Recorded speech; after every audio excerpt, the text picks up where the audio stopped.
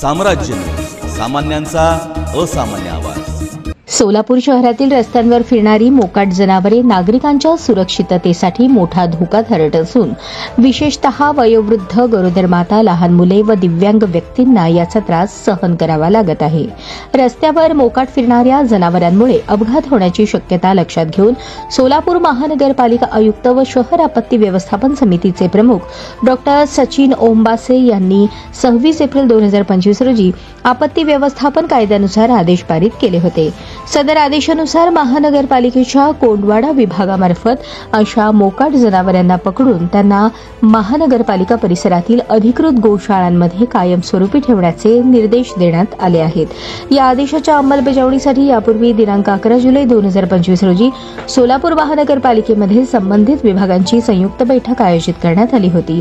तदनंतर 8 सप्टेंबर रोजी दुसरी बैठक घेण्यात आली। या बैठकीस विविध समाजांचे प्रतिनिधी, पोलीस विभागाचे वरिष्ठ अधिकारी, स्थानिक पत्रकार सहभागी होते।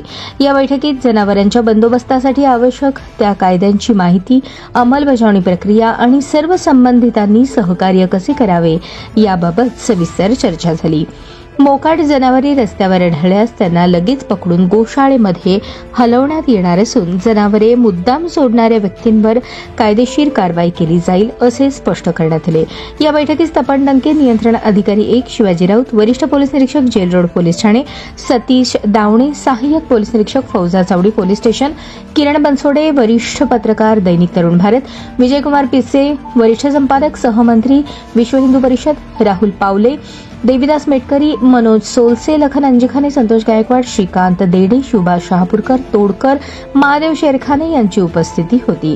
शहरातील मोकाट जनावरे रस्त्यावर सोडू नयेत आणि सार्वजनिक सुरक्षिततेच्या दृष्टीने महानगरपालिकेस सहकार्य करावे, तसेच प्रत्येक गोवंश यांना इयर टॅगिंग करावे असे आवाहन डॉ. सचिन ओंबासे यांनी केले।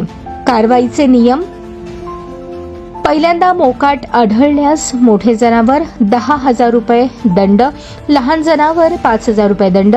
दुसऱ्यांदा मोकाट आढळल्यास मोठे जनावर 20,000 रुपये दंड, लहान जनावर 10,000 रुपये दंड।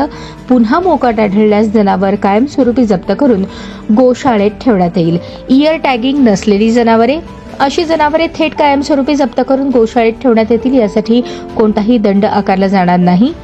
जनावरे सोडवून घेण्याची प्रक्रिया: जप्त झालेली इयर टॅगिंग असलेली जनावरे सोडवून घेण्यासाठी मालकाने दंड भरल्याची पावती 100 रुपयाच्या बॉन्ड पेपरवरील स्वयंघोषणापत्रासह सादर करावी लागेल। ही प्रक्रिया 10 दिवसांच्या आत पूर्ण केल्यासच जनावरे परत मिळतील।